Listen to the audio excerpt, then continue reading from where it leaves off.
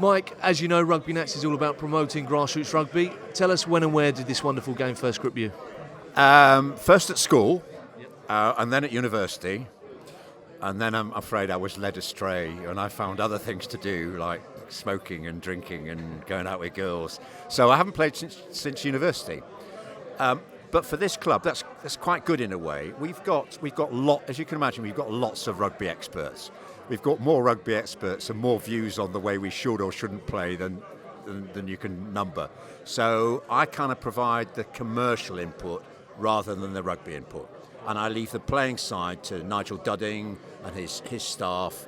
And some of the worst cases are when, particularly in football, I'm not the owner, but I'm kind of the CEO. When the owner CEO starts interfering with the playing side, and that's littered with disaster, I leave them to get on with it.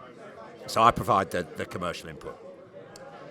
Henley's always been a lovely club to come to for facilities, but it's as if it's gone to another level with the recent construction work. How did the club make this possible? And do you have any advice for any potential clubs that might be looking to improve their facilities? It's very nice of you to say it's always had lovely facilities. It's not true. I don't know when you were last here before this was done, but the facilities, it was a 60s built building, and some of the facilities were very poor.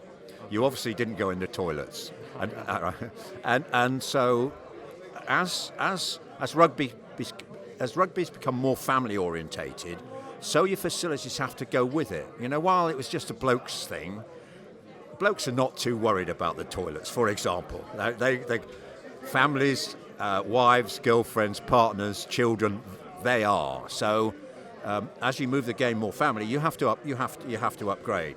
So that's what we've done. We raised £500,000 from local authorities and from members, and done with it what you see.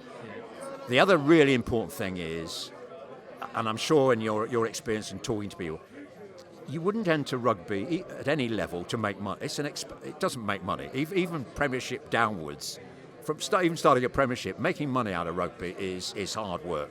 It sucks in huge amounts of money on all sorts of things. So what this also does is it gives us an income stream. We can now, as you can see, we could rent this out to companies, individuals, for events, for social events, for corporate business events, and create an income stream. And that's really important in terms of funding the whole rugby scene. Staying with the financials, how expensive is Level 4 rugby, and how does a club of this size survive? With huge difficulty.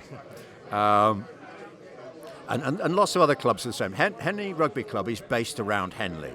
So any money we generate has to come from this Henley area, which is quite small. The population of Henley is 12,000. So it's a small place. If we compare to other places in one particularly, places like Richmond, Coventry, right? So we have to get our money out of the small area, which means we have to be smart and quick and clever.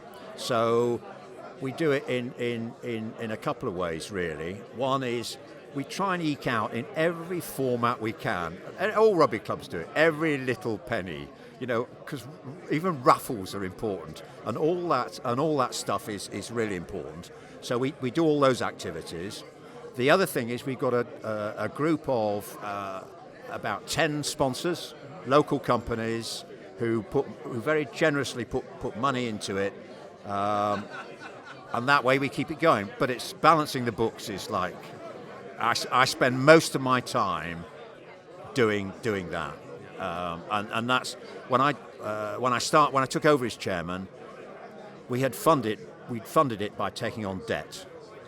When I first started, we had £180,000 of debt, and this is not a business which survives on debt.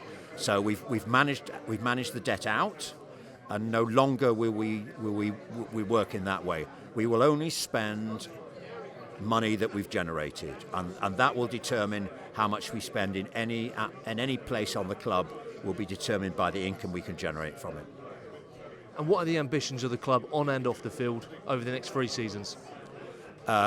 On the field, we'd like to become an established National One side. And you all know our history. Since I've been chairman, we went up, down, up. We've just come down. And that's a question of money. It's no secret that National One is a semi-professional system. And as I said earlier, you have to have a certain amount of money. Quite plainly, we don't have quite enough money.